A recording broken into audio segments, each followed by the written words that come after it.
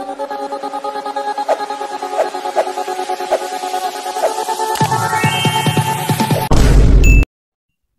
Hello viewers, நம்ம இன்னைக்கு இந்த வீடியோவில் எந்த விஷயத்தை பற்றி பேச போகிறோம், யாரை பற்றி பேச போகிறோம் அப்படின்னு சொல்லிட்டு பார்த்தோம் அப்படின்னா, தமிழ்நாட்டில் வந்துட்டு பார்த்தோம் அப்படின்னா இன்னைக்கு இருக்கக்கூடிய பல கட்சிகளிலும் உட்கட்சி பூசல் அப்படின்றது பெரிய அளவில் நடந்துகிட்டு இருக்கு அப்படின்னே சொல்லலாம். ஒரு பக்கத்தில் வந்துட்டு பார்த்தோம் அப்படின்னா என்னுடைய பேர் இருக்கு இல்லையா, என்னுடைய பேரே வந்துட்டு அவருக்கு பேருக்கு பின்னாடி வந்துட்டு சேர்க்கக்கூடாது, வேணா இன்ஷியலாக வந்துட்டு வச்சுக்க சொல்லுங்க அப்படின்னு சொல்லிட்டு பாமகக்குள்ள அப்பா பையனுக்கு இடையிலேயே வந்துட்டு ஒரு ரொம்ப பெரிய பிரச்சனை அப்படின்றது ஓடிக்கிட்டு இருக்கு. இன்னொரு பக்கத்தில் வந்துட்டு பார்த்தோம் அப்படின்னா மதிமுக இருக்கு இல்லையா, மதிமுகக்குள்ளேயும் இப்போ ரொம்ப பெரிய சலசலப்பு அப்படின்றது ஏற்பட்டிருக்கு அப்படின்னு சொல்லலாம். ஸோ ஒரு சில மாசங்களுக்கு முன்னாடி வந்துட்டு பார்த்தோம் அப்படின்னா மதிமுகனுடைய துணை பொதுச் செயலாளராக இருக்கக்கூடிய மல்லை செட்டியார் இருக்காரு இல்லையா, அவருக்கும் முதன்மை செயலாளராக இருக்கக்கூடிய துரை வைகோக்கும் இடையில ஒரு பிரச்சனை அப்படின்ற மாதிரி வந்துட்டு இருந்துச்சு. ஸோ வைகோக்கு வந்துட்டு நிறைய பேர் துரோகம் அப்படின்றதெல்லாம் வந்துட்டு பண்றாங்க, அதனால வந்துட்டு நான் கட்சியிலேருந்து விலக போறேன், அவங்க மேல நடவடிக்கை அப்படின்றது கட்சி எடுக்கல அப்படின்ற மாதிரிலாம். ஸோ இன்டைரக்டா வந்துட்டு பார்த்தோம் அப்படின்னா மல்லை சத்யா இருக்கார் இல்லையா, அவரை விமர்சனம் பண்ணி துரை வைகோ பேசியிருந்தாரு அப்படின்னே சொல்லலாம். அது மட்டும் இல்லாமல் நான் கட்சியிலேருந்து விலக போறேன் அப்படின்ற மாதிரிலாம் வந்துட்டு கட்சியினுடைய பொதுக்குழுவில் பேசியிருந்தாரு. இதுக்கு வந்துட்டு கட்சியினுடைய மூத்த உறுப்பினர்களாக இருந்தாலும் சரி, தலைவராக இருக்கக்கூடிய வைகோவாக இருந்தாலும் சரி ஒத்துக்கல அப்படின்னு தான் சொல்லணும். பலகட்ட பேச்சுவார்த்தைக்கு அப்புறமா வந்துட்டு பார்த்தோம் அப்படின்னா துரை வைகோ இருக்கார் இல்லையா, துரை வைகோவும் நம்ம மல்லை சத்யா இவங்க ரெண்டு பேரும் கை குலுக்கிக்கிற மாதிரியான சம்பவங்கள் அப்படின்றதெல்லாம் நடந்துச்சு. அந்த மேடையில பேசி இந்த வைகோ வந்துட்டு பார்த்தோம் அப்படின்னா மல்லை சத்யா இருக்கார் இல்லையா, பல முறை வந்துட்டு என்னுடைய உயிரை காப்பாற்றின ஒருத்தர், அது மட்டும் இல்லாம கட்சிக்காக பாடுபட்ட ஒருத்தர், ஸோ எப்பயுமே நான் மல்லை சத்யாவை விட்டு தர மாட்டேன் அப்படின்ற மாதிரிலாம் உணர்ச்சி பூர்வமா பேசியிருந்தாரு. அப்படி பேசி முழுசா ஒரு 3 மாசம் கூட நிறைவடையாத சுச்சுவேஷன்ல வந்துட்டு பார்த்தோம் அப்படின்னா மல்லை சத்யா ஒரு துரோகி அப்படின்ற மாதிரியான விமர்சனத்தை முன் வச்சிருக்காரு அப்படின்னே சொல்லலாம். இது தமிழக அரசியல் பரபரப்பை ஏற்படுத்தி இருக்கிறத விட மதிமுகவும் ரெண்டா உடைய போதா அப்படின்ற கேள்வியை எழுப்பியிருக்கு. அதை தாண்டி வந்துட்டு பார்த்தோம் அப்படின்னா இந்த 3 மாசத்துக்குள்ள வைகோக்கு என்ன ஆச்சு, அதை தாண்டி வந்துட்டு வைகோ மல்லை சத்யாவுடைய அந்த உறவு இருக்கு இல்லையா, அதுல விரிசல் விழுறதுக்கான முக்கியமான காரணங்கள் என்ன, இதுக்கு பின்னணியில திமுக இருக்கா அப்படின்ற மாதிரி பல கேள்விகள் ஓடிக்கிட்டு இருக்கு. அந்த கேள்விகள் எல்லாத்துக்குமே இந்த வீடியோல நம்ம ஆன்சர் தேட போறோம். அதுக்கு முன்னாடி நம்ம சேனலுக்கு நீங்க புதுசா வந்திருந்தீங்க அப்படின்னா இதே மாதிரி அப்பப்ப அப்டேட்டா போயிட்டு இருக்கிற விஷயங்கள் இருக்கு இல்லையா, அது கரண்ட் அஃபேர்ஸா இருந்தாலும் சரி, பாலிடிக்ஸா இருந்தாலும் சரி, ஸ்போர்ட்ஸா இருந்தாலும் சரி, அப்பப்ப அப்டேட்டா போயிட்டு இருக்கக்கூடிய விஷயங்களை நீங்க தொடர்ந்து தெரிஞ்சுக்கணும் அப்படின்னு ஆசைப்பட்டீங்கன்னா மறக்காம சேனலை ஃபாலோ பண்ணி சப்ஸ்கிரைப் பண்ணிக்கங்க. ஸோ ஃபர்ஸ்ட் ஆஃப் ஆல் வந்துட்டு பார்த்தோம் அப்படின்னா இன்னைக்கு நடந்த பொதுக்குழு இருக்கு இல்லையா, அதில் ஆள் இல்லாத சேரெல்லாம் வந்துட்டு ப்ரெஸ்ஸு ஃபோட்டோ எடுக்கும் போது அங்கேயே ஆபாசமான வைகோ வந்துட்டு அந்த ப்ரெஸ்ஸை பிடிச்சி அந்த டேப்பெல்லாம் வந்துட்டு பறிமுதல் பண்ணுங்க அப்படின்ற மாதிரிலாம் பேசியிருந்தாரு. அது காலங்காத்தாலேயே சலசலப்பை ஏற்படுத்திருச்சு.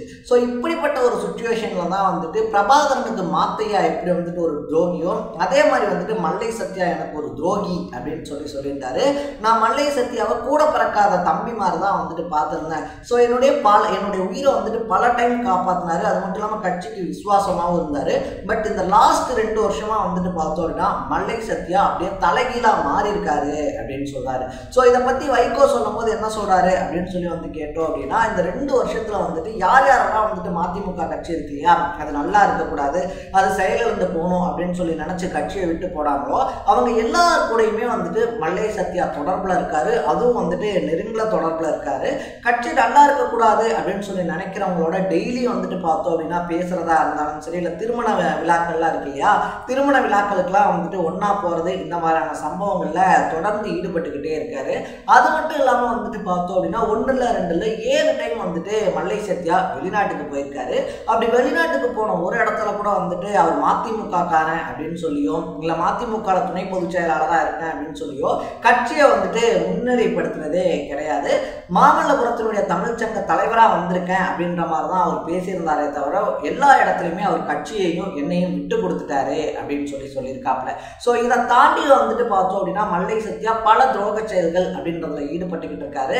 இன்கேஸ் வந்துட்டு மல்லை சத்யா கட்சியை விட்டு போகணும் அப்படின்னு சொல்லி ஆசைப்பட்டாரு அப்படின்னா அதுல எனக்கு எந்த வருத்தமுமே வந்துட்டு கிடையாது. ஏன்னா இதுக்கு முன்னாடி இருக்கவங்க இருக்காங்க இல்லையா, முக்கியமான தலைவர்கள்லாம் போனப்பையும் மதிமுக இல்லாம போயிடல, தொடர்ந்து மதிமுக பயணம் பண்ணிக்கிட்டு தான் இருக்கு.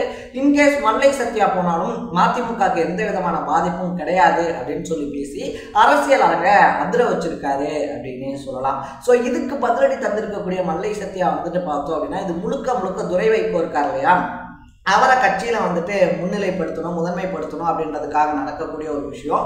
இதுக்கு நான் வந்துட்டு ரொம்பவே வருத்தப்படுறேன். ஏன்னா 1 இல்லை 2 இல்லை 3 டைம் வந்துட்டு வைகோனுடைய உயிர் இருக்கு இல்லையா, அதை நான் காப்பாற்றிருக்கேன். கட்சிக்கு வந்துட்டு இவ்வளோ வருஷங்கள் நான் உண்மையாக உழைச்சிருக்கேன். எந்த ஒரு விஷயத்துக்கு எதிராக வைகோ கட்சி ஆரம்பித்தாரோ, இந்த குடும்ப அரசியல் அப்படின்றது இருக்கு இல்லையா, அதுக்கு எதிராக தான் வந்துட்டு வைகோ கட்சி ஆரம்பித்தார். பட் இன்னைக்கு அதே விஷயத்துக்காக எனக்கு துரோகி பட்டம் அப்படின்றத கட்டி கட்சியிலேருந்து வெளியேற்ற பார்க்குறாங்க. துரை வைகோக்காக தான் வந்துட்டு பார்த்தோம் அப்படின்னா இத்தனை விஷயங்களுமே நடக்குது.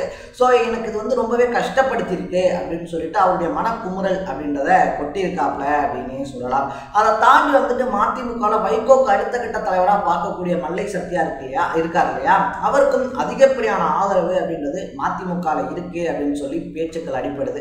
இதனால மல்லை சத்யா தனியாக கட்சி ஆரம்பிக்க போறாரா, இல்லை 2026 எலெக்ஷன் இருக்கு இல்லையா, அதுக்கு இன்னும் வந்து ஒரு 6 மாச காலம் அப்படின்றது தான் வந்துட்டு இருக்கு. எல்லா கட்சிகளும் சுறுசுறுப்பாக ஓடிக்கிட்டு இருக்கக்கூடிய இந்த சுச்சுவேஷன்ல ஒரு முக்கியமான நிர்வாக குழு உறுப்பினர்களோட வந்துட்டு திமுகவில் மல்லை சத்யா இணைகிறதுக்கான வாய்ப்புகள் நிறைய இருக்கு அப்படின்னு சொல்றாங்க. ஸோ மல்லை சத்யாவை பொறுத்த வரைக்குமே பார்த்தோம் அப்படின்னா பட்டியலினத்தை சேர்ந்தவர் அப்படின்றதுனால திமுகவில் அவருடைய அரசியல் எதிர்காலம் அப்படின்றது இருக்கு இல்லையா, அது பிரகாசமா இருக்கிறதுக்கான வாய்ப்பு அதிகம் அப்படின்றதுனால மல்லை சத்யா திமுகவுக்கு போனாரு அப்படின்னா அது வந்துட்டு கூட்டணிக்கு ஒரு நெருடலா இருந்தாலும் கூட மல்லை சத்யாவுடைய அரசியல் எதிர்காலத்துக்கு அது பிரகாசமான ஒரு வாய்ப்பா இருக்கும் அப்படின்னு சொல்லப்படுது. இன்கேஸ் அவர் அப்படி போனாரு அப்படின்னா அப்ப திமுகவுடைய தூண்டுதல் பேர்ல தான் மல்லை சத்யா அப்படி இயங்கினாரா அப்படின்ற கேள்வி வரும். அப்படின்றதுனால மல்லை சத்யா என்ன முடிவெடுக்க போறாரு, அடுத்த கட்ட அரசியல் நகர்வு அப்படின்றத எப்படி மூவ் பண்ண போறாரு அப்படின்னு சொல்லி அரசியல் ஆர்வலர்கள் எல்லாருமே அவங்கவுங்க பாயிண்ட் ஆஃப் வியூ அப்படின்றத எடுத்து வச்சுக்கிட்டு இருக்காங்க அப்படின்னு சொல்லலாம். ஸோ நீங்க வந்துட்டு மல்லை சத்யா இருக்கார் இல்லையா, அவரை பத்தி என்ன நினைக்கிறீங்க?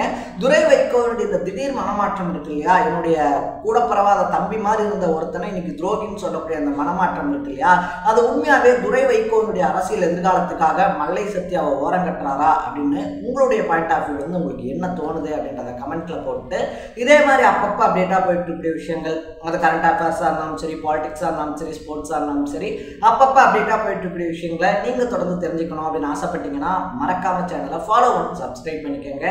நாளைக்கு இதே மாதிரி இன்னொரு இன்ட்ரெஸ்டிங்கான வீடியோட சந்திக்கலாம். தர பை பை.